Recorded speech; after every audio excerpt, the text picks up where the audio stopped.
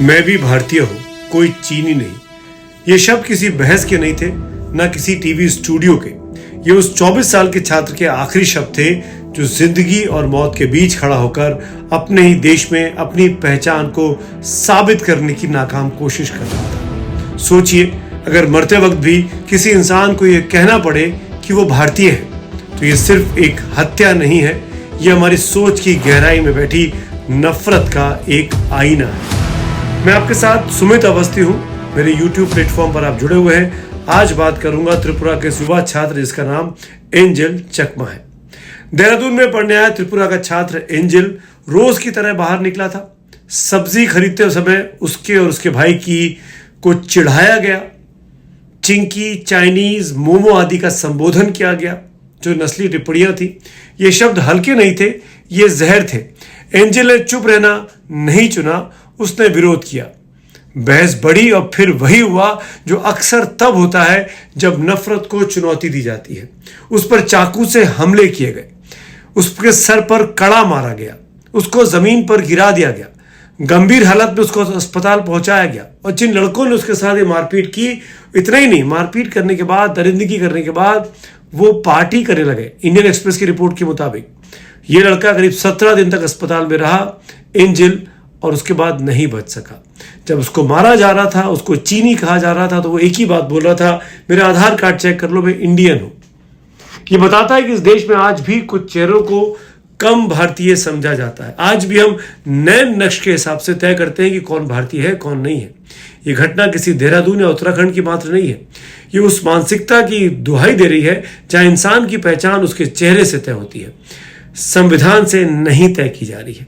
उत्तर पूर्व से आने वाले नागरिकों को आज भी शक की नजर से देखा जाता है, जैसा उनका भारतीय होना कोई स्वाभाविक सच्चाई नहीं, बल्कि बार बार साबित करने की कोई चीज हो। आज किसी को चाइनीज कहकर मार डाला गया, कल किसी और को उसके नाम पर निशाना बनाया जाएगा। नफरत जैसे कि हमारे रगों में बस गई है। परसों किसी और को भाषा या धर्म की वजह से उसके घर से बाहर निकाल दिया जाएगा। उसको जगह नहीं मिलेगी रहने की, सर छुपाने की। जब समाज ये तय करने लगे कि कौन अपना है और कौन पराया, तब सबसे पहले इंसाफ मर जाता है। नफरत धीरे धीरे सामान्य हो जाती है और हिंसा असामान्य रह जाती है। अगर यही घटना किसी भारतीय के साथ विदेश में होती तो हम उसे बिना हिचक नस्लवाद कहते, रेसिज्म कहते, रेशियल डिस्क्रिमिनेशन कहते। तब सवाल उठते, आवाजें बुलंद होती, आक्रोश या हिंदुस्तान की सड़कों पर दिखाई देता कि एक भारतीय छात्र के साथ ऐसा कैसे कर दिया गया।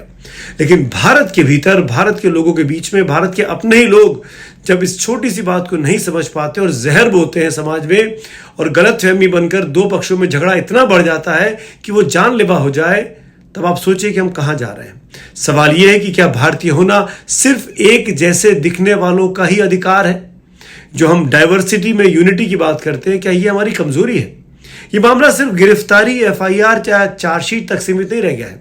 यह हमारी सामूहिक चुप्पी का भी मामला है, क्योंकि नफरत सिर्फ बोलने वालों से नहीं फैलती, चुप रहने वालों से भी फैलती है। ये वक्त है बोलने का, आवाज बुलंद करने का। इंसाफ सिर्फ सजा देने का नाम नहीं है। इंसाफ उस दिन होगा जब नस्लीय गालियों को मजाक नहीं, अपराध समझा जाएगा। और जब किसी एंजल को आखिरी सांस में यह साबित नहीं करना पड़ेगा, नहीं मरते मरते चीखना पड़ेगा कि वो भारतीय है, वो चीनी नहीं है। हमें सांस्कृतिक और नस्लीय भेदभाव को गंभीरता से लेना चाहिए, वरना एंजल चकमा का कोई आखिरी नाम नहीं होगा। और तब सवाल यह नहीं रहेगा कि उसे किसने मारा, सवाल यह होगा कि हमने उसे बचाया क्यों नहीं। आखिरकार हमारे अंदर की इंसानियत कहां मारी गई थी?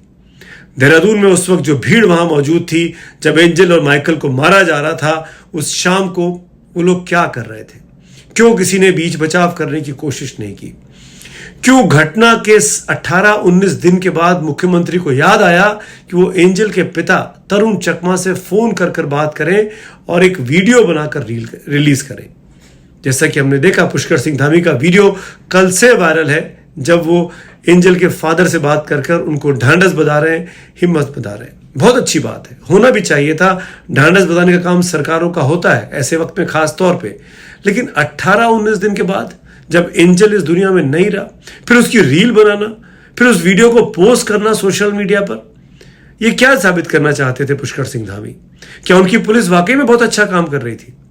क्या उनकी पुलिस ने 6 में से 5 को पकड़कर अपना काम पूरा कर लिया है? असली लड़का जिसने चाकू चलाया, जिसका नाम यज्ञ अवस्थी है, उसको क्यों भागने दिया गया? वो कैसे अब तक पुलिस की गिरफ्त नहीं आ चुका है? क्या लापरवाही नहीं बनती है? और जब ये वारदात हो रही थी भरी शाम को देहरादून की सड़क पर, तब पुलिस कहां थी? तब पुलिस ने बीच बचाव क्यों नहीं किया? वो भी तब जहां पर ये भरी मार्केट का इलाका है, जहां पे तरह तरह की दुकानें हैं, जहां पे पुलिस का होना आवश्यक होता है।